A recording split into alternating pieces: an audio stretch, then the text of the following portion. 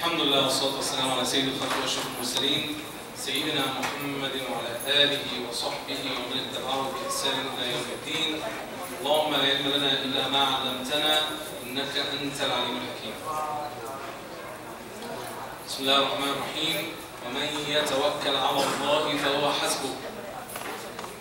بسم الله الرحمن الرحيم. إن العزة لله جميعا. Subhanallah. You look at the history and the characteristics of any success story in the history of mankind, the history of any achievement, they would tell you that there's a common factor. There's no huge building, there's no huge invention, there's no a major cure, there's nothing major that is positive in the history of mankind that was not first a concept in one man's head. The biggest skyscraper was dreamt first by a man, was a visualization, an image in a man or a woman's head, and then because of that it came to existence. But then there's this unbelievable, significant trait of a character that if you don't have, no matter how great the concept is, no matter how brilliant and talented the one with that concept is, it will never come to existence without that trait, that feature of mannerism of a human being. It's so significant that subhanAllah they tell you some of the most successful people on the face of the planet are not the brightest and the most talented, but they are the people who happen to have this feature more than any skill, more than any talent, more than any ability to conceptualize. What is the significant trait? That if I want to achieve anything in my life, I most likely will not be able to achieve it without. If I want to make any positive change in any aspect of my life, materialistic or spiritual or any aspect, social it may be, I cannot do it without it. It is a trait and it is a feature, it is a fruit of the characters of a Muslim, one of the most fundamental fruits of the character of a Muslim. What is that fruit thing? When I obey Allah subhanahu wa ta'ala, when I follow the straight path of Allah subhanahu wa ta'ala, and the blueprint of the Sunnah of Prophet Muhammad sallallahu alaihi wasallam, that in itself nurtures the goodness and the nature that Allah subhanahu wa ta'ala created me with. It's just like putting seeds and sowing seeds in myself and my soul inside me.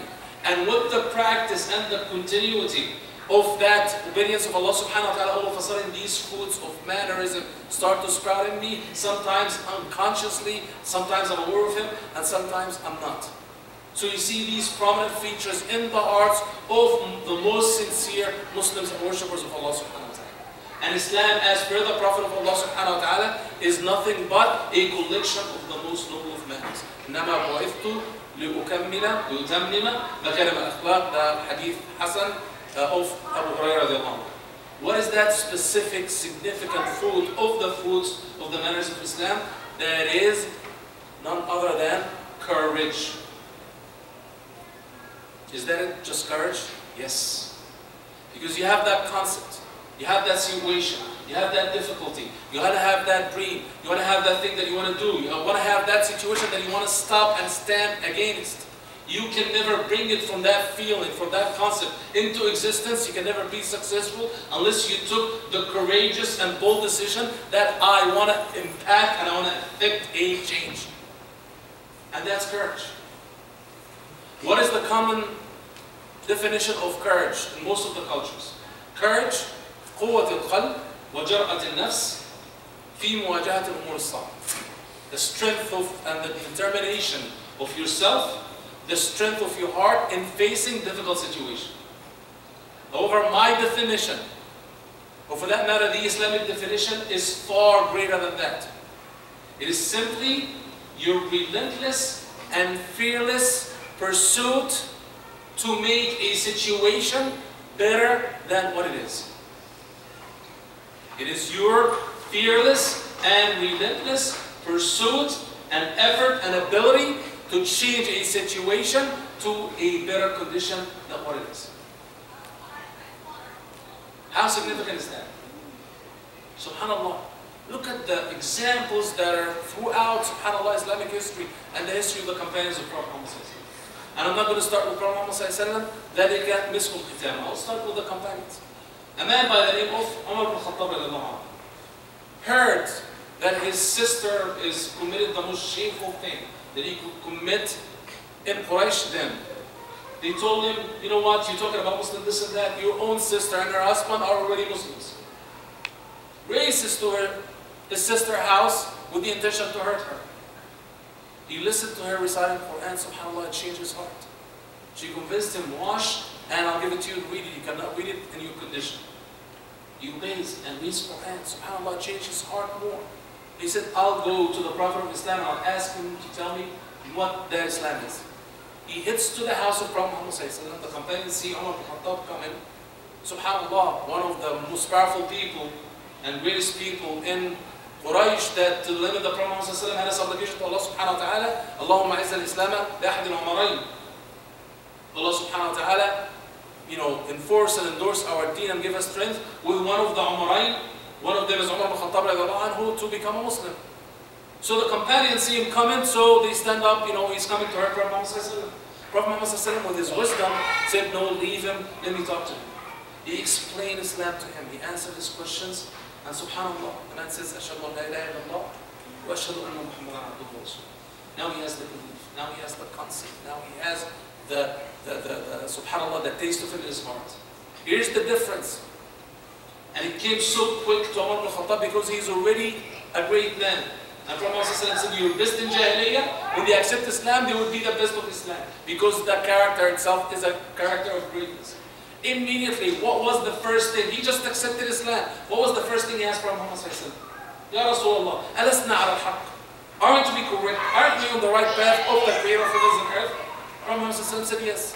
Alaysu ala al-batil. Aren't these pagans and infidels wrong and on a path of falsehood? Prophet Muhammad ﷺ said yes.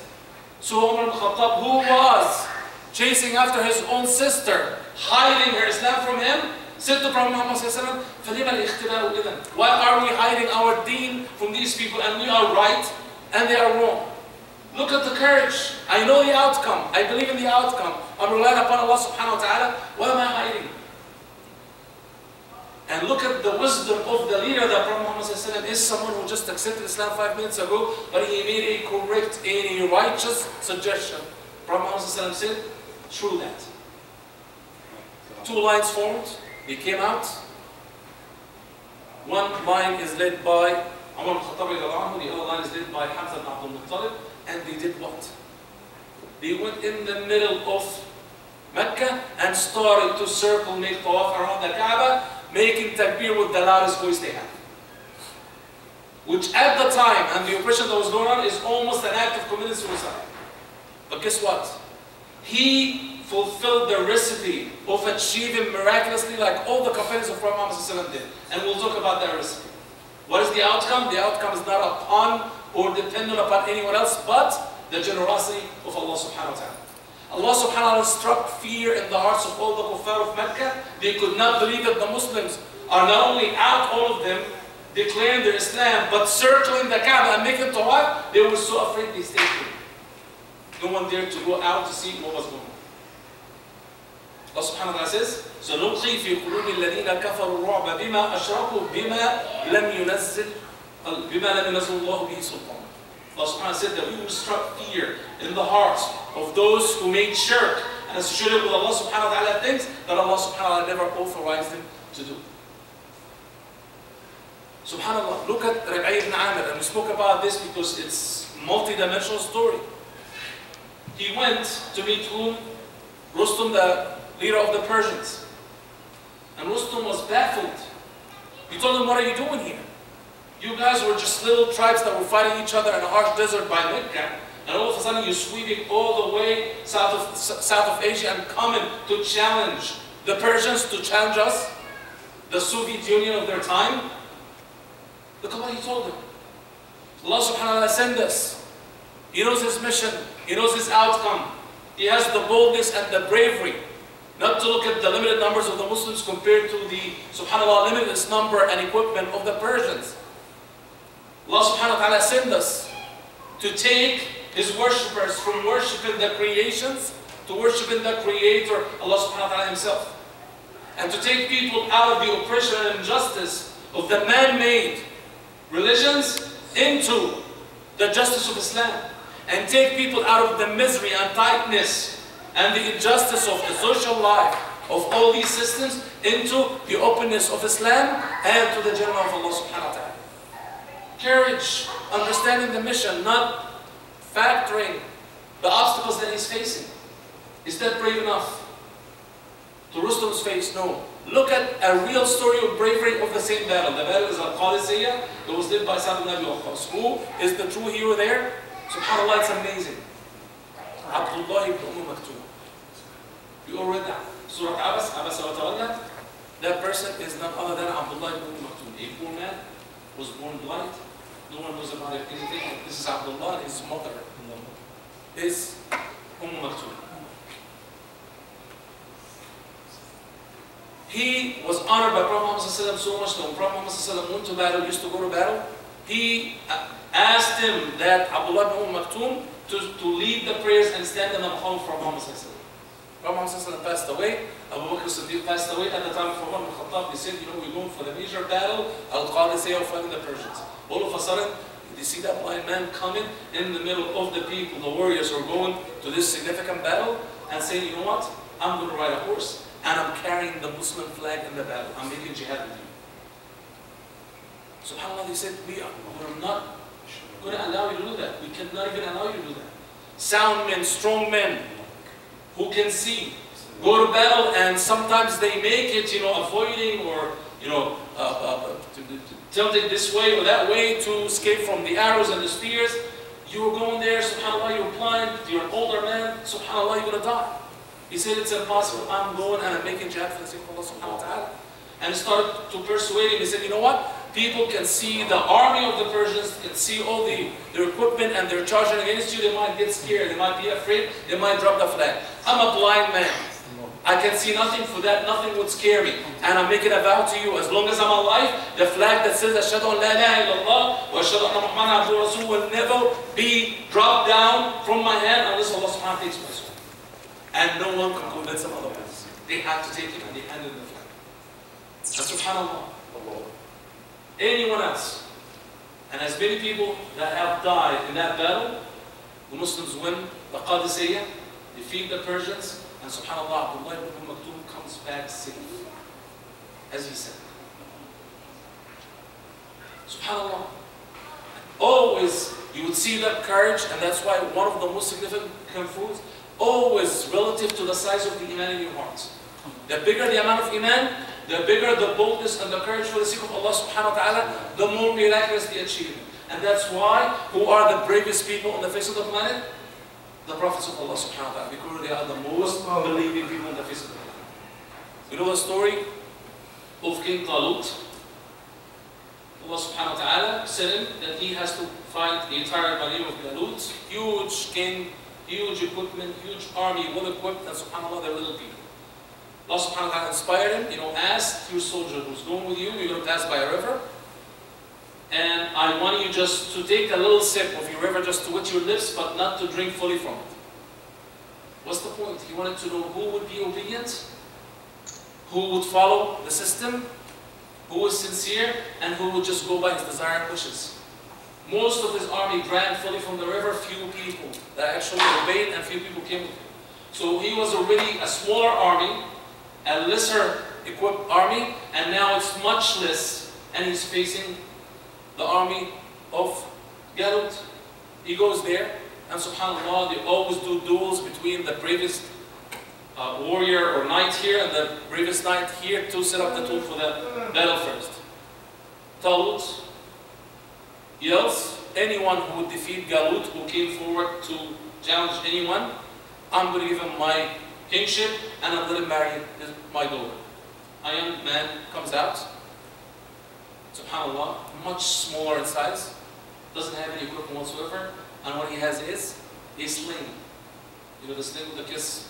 And he put a stone in it and faced Jalut, and hit Jalut, hit him in his eye, knocked him down, and they won the battle. Who's that young man? That is Dawood alayhi salam. But then you want to talk about bravery? Let's talk about Sayyid al-Khalqi wa Ashraf al-Mursalin. Sallallahu alayhi wa sallam. I said it before, you probably heard from me, because inshallah, if you go to Mecca and ask at the time, Man Farisul Firsan? Who is knight of all knights? People would say, Ali ibn Abi Talib is not just a mighty knight, he is knight of all knights. Here's the description of Faris al-Firsan, knight of the knights, about the physical strength of Prophet Muhammad and his bravery. كنا إذا حمي البأس وأحمرت الحدق نحتمي برسول الله صلى الله عليه وسلم ولم يكن منا أقرب إلى العدو منه. Knight of the Knights tell you, when the battle is at its climax and people are dying left and right, they used to hide behind Prophet Muhammad. And Prophet Muhammad was the closest in the front line to the enemy. Is that enough? Maybe that's one battle, right? Look at the battle of Hunayn. وَيَوْمَ حُنَيْنٍ إِذْ أَعْجَبَتْكُمْ كَثْرَتْكُمْ.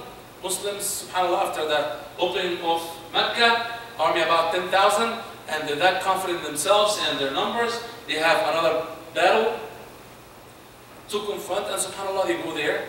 And that complacency, not relying upon Allah subhanahu wa ta'ala, not supplicating to Allah subhanahu wa ta'ala, that wonder and that pride in what they are, subhanAllah, they thought that the battle is going somewhere, but they had so many traps for them, where people hiding behind places, and started to attack. The Muslims seized arrows and attacked them from everywhere. There were chaos. Some people started to flee, and subhanAllah, the Muslim army is being disbanded, and a major defeat is looming. What happens? One man. Who is it? Sayyidul Khalq Ashraf Masih, Sayyidina Muhammad sallallahu alaihi wasallam, takes his sword and goes straight to the heart of the enemy, waving and battling them left and right, subhanAllah, like no one had ever seen, yelling at them, أنا النبي لا كذب أنا ابن عبد المطلب. I am the Prophet of Allah subhanahu wa ta'ala, there's no lying about that, this is a fact. I am the son, I am Muhammad ibn Abdullah ibn Abdul Muttalib. To the limit that, with subhanAllah, with the loudest of his voice and his action, the companions looks at Prophet Muhammad alone fighting the entire faction that he was fighting, and they are fleeing. They turned around and followed and joined Prophet Muhammad one after the other till Allah subhanahu wa ta'ala granted the Muslims victory.